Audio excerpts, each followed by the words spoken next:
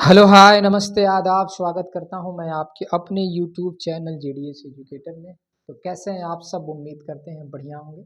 आज की क्लास में हम बात करेंगे सामाजिक हाशियाकरण, क्योंकि इससे पहले एक क्लास हमारी हुई है इसकी, ठीक है। अगर आप चाहें तो उसे देख सकते हैं, तो आपका पूरा जो टॉपिक है सामाजिक हाशियाकरण, ये टॉपिक पूरा कंप्लीट हो जाएगा। तो आज की क्लास में हम बात करेंगे, अगर हम हाशियाकरण के बारे में समझें, क्या होता है हाशियाकरण, तो समाज की मुख्य धारा से अलग हो जाने की प्रक्रिया क्या कहलाता है? सामाजिक हाशियाकरण कहलाता है। हाशियाकरण वाले वो लोग होते हैं जिनके पास संसाधनों की कमी होती है, ठीक है, जिनके पास अवसरों की कमी होती है, वो समाज की मुख्य धारा से अलग हो जाते हैं, ठीक है। तो इतना हमने बात किया था। अगर हम उसमें हमने ये भी देखा था कि जो सामाजिक हाशियाकरण में आने वाले जो समुदाय हैं उसमें कौन कौन से आते हैं, तो उस पर भी हमने चर्चा किया था, ठीक है। महिलाएं हैं, अनुसूचित जाति, अनुसूचित जनजाति, अल्पसंख्यक, ये सारे हाशियाकरण समुदाय में आते हैं। तो कल इस पर हमने बहस किया था, चर्चा किया था। फिर आज हम आगे बढ़ेंगे। आज क्या देखेंगे हम? आज ये देखेंगे कि सामाजिक हाशियाकरण को दूर करने का उपाय क्या है, ठीक है। सामाजिक हाशियाकरण को दूर करने का उपाय हम देखेंगे। तो अगर इसकी वास्तविक स्थिति की जांच की बात की जाए, तो एक समिति का गठन हुआ था, ठीक है। यानी सब समिति के माध्यम से रिपोर्ट तैयार किया गया था और उस समिति का गठन हुआ था। उस समिति का क्या नाम था? राजेंद्र सच्चर समिति। राजेंद्र सच्चर को क्या दिया गया? एक रिपोर्ट तैयार करने के लिए दिया गया, मुस्लिमों के लिए, ठीक है। तो राजेंद्र सच्चर समिति मुस्लिमों की सामाजिक, आर्थिक तथा शैक्षणिक पृष्ठभूमि का जायजा लेने के लिए ये समिति बनाई गई थी। ये समिति कब बनाई गई थी? तो इस समिति का जो गठन है 2005 में किया गया था। अब इस समिति ने क्या रिपोर्ट दिया? तो इस समिति ने ये रिपोर्ट दिया कि मुस्लिम समुदाय में 25% बच्चे, यानी मुस्लिम समुदाय के 25% बच्चे जिनकी उम्र 6 से 14 वर्ष है, वो शिक्षा ही ग्रहण नहीं कर पाते। इनके पीछे का कारण ये है कि उनके पास गरीबी है, संसाधन की कमी है, ठीक है। संसाधन के अभाव की वजह से, गरीबी की वजह से क्या कर पाते हैं? शिक्षा ग्रहण नहीं कर पाते हैं। सच्चर समिति की रिपोर्ट में ये भी बातें बताई गई, ये धारणा बनी हुई है लोगों के मन में, प्रेजुडाइज, कि मुस्लिम कम्युनिटी के जो बच्चे होते हैं वो रोजगार, शिक्षा, सरकारी नौकरियों में इनका जो है कमी है, इनका कम रेट है। इसके पीछे का कारण ये है कि मुस्लिम लोग अपने बच्चे को मदरसों में पढ़ने के लिए भेजते हैं। तो हालांकि इस रिपोर्ट ने यह भी बताया कि जो मुस्लिम कम्युनिटीज़ के जो बच्चे हैं, केवल 4% ही बच्चे मदरसा में पढ़ते हैं, बाकी 66% बच्चे सरकारी स्कूल में और 33% बच्चे निजी स्कूल में पढ़ते हैं। इस रिपोर्ट का ये कहना था।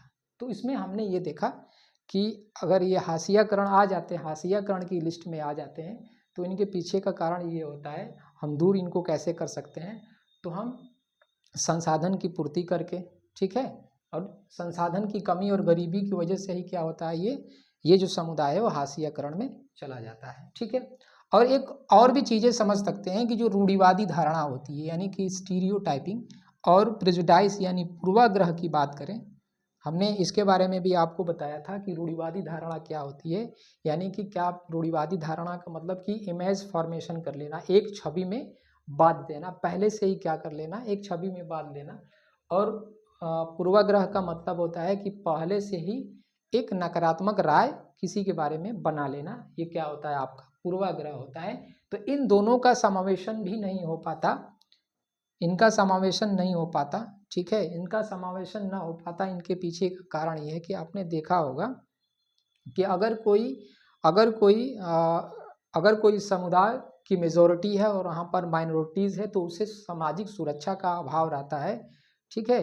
उससे ये अभाव लगा रहता है कि हम क्या है, यहाँ पर कम है, तो मेजॉरिटी का प्रभाव हमारे ऊपर आ सकता है, ठीक है। तो इस प्रक्रिया को हम क्या कहते हैं? इसे हम कह सकते हैं कि एक ही समुदाय जैसी बस्तियों का उदय होता है, तब जाके वो लोग एक ऐसे जगह पे रहना चाहते हैं जहाँ पर एक ही समाज के लोग रहते हैं, एक ही समुदाय के लोग रहते हैं। तो उनको कहा जाता है घेटोवाइजेशन बोला जाता है। क्या बोला जाता है?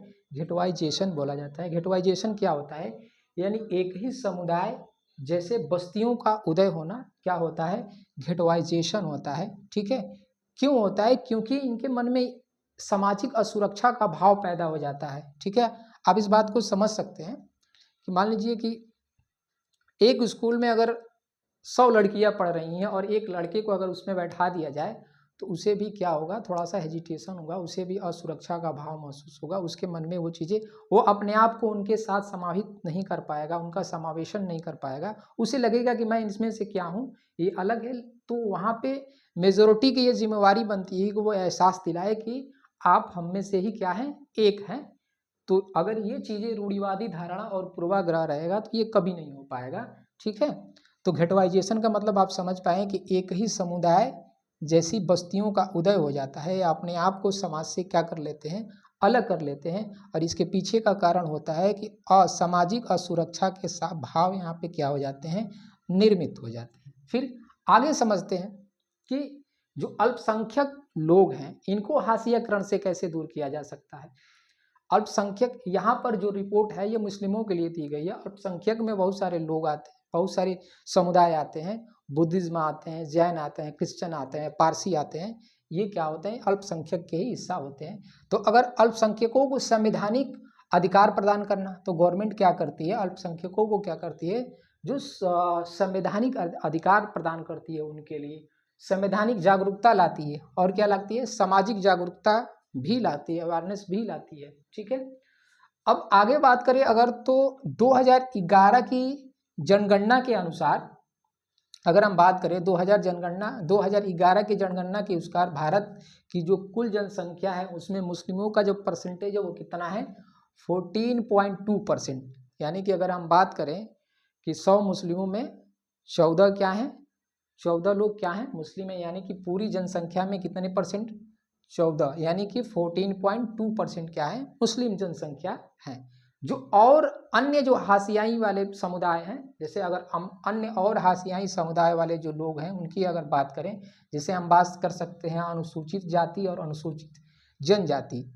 अनुसूचित जनजाति का जब भी आपके दिमाग में ये चीज़ें आती हैं तो आपको ये लगता है कि अनुसूचित जाति मतलब वो ऐसे लोग जो हम सर पे मुकुट लगाए हैं, ठीक है, पत्ते लपेटे हैं, नाच रहे हैं, डांस कर रहे हैं, झूम रहे हैं, तो ऐसा इमेज। तो ये भी कैसे हो पाता है, ये हम पहले से ही क्या कर लेते हैं, अपना एक हम राय बना लेते हैं। ठीक है, किसकी वजह से होता है, तो वो पूर्वाग्रह की वजह से होता है, ऐसा कि है नहीं है। ठीक है, तो अगर अन्य हाशियाई समुदाय की बात करें तो आपको पता है कि अनुसूचित जो जाति है उसका परसेंटेज भारत में कितना है, 16% है। और अनुसूचित जनजाति की बात की जाए तो कितना है, 8% है। ठीक है, तो हम इसे समाज की मुख्य धारा में इन्हें कैसे लाएं, तो इसके लिए भी हम एक्ट लाए थे। ठीक है, इसके लिए इनको प्रोटेक्ट करने के लिए एक एक्ट आया था जिसका नाम है AC/ST एक्ट 1889। ठीक है, इतनी बात आपको समझ में आई। ठीक है, उसके बाद आपने देखा होगा कि AC/SC एक्ट उसके बाद से आया था कि अगर किसी व्यक्ति के साथ उसके जाति के आधार पर उसके साथ अगर भेदभाव होता है, उसके साथ भेदभाव होता है तो ये एक अपराध की कैटेगरी में रखा जाएगा उसको। अब यहाँ एक जो ट्राइबल हैं जिनका नाम है लक्ष्मी लाकरा, ठीक है, आपके बुक में लक्ष्मी लाकरा की कहानी दी गई है जो कि एक अनुसूचित जनजाति महिला है। ठीक है, ये कौन है, इनके बारे में इसलिए लिखा गया है क्योंकि इनको संसाधन मिले, इन्हें संसाधन मिले। ठीक है, संसाधन मिलने की वजह से भाई ये क्या बन पाई, ये भारतीय यानी भारतीय उत्तरी रेलवे की पहली महिला ईंधन चालक बन पाई। संसाधनों की उपलब्धता जब इनके पास हुई तो संसाधनों की कमी क्या कर देती है, हाशियाकरण बना देती है। ठीक है, तो लक्ष्मी लाकरा की कहानी आप समझ सकते हैं। लक्ष्मी लाकरा यहाँ पर क्या कर रही है, स्टीरियोटाइपिंग को ब्रेक भी कर रही हैं, सामाजिक जो रूढ़िवादी धारणा है उसको तोड़ भी रही हैं कि महिलाएं क्या नहीं कर सकती, ट्रेन नहीं चला सकती, उसको ब्रेक भी कर रही हैं यहाँ पे। ठीक है, तो मुझे लगता है कि मैं आपको समझा पाया हूँगा अच्छे से। ठीक है, तो अगर क्लास अच्छी लगी हुई आपको तो लाइक, सब्सक्राइब और शेयर कर सकते हैं, आपकी इच्छा। ठीक है, तो आज के लिए इतना ही, नमस्कार।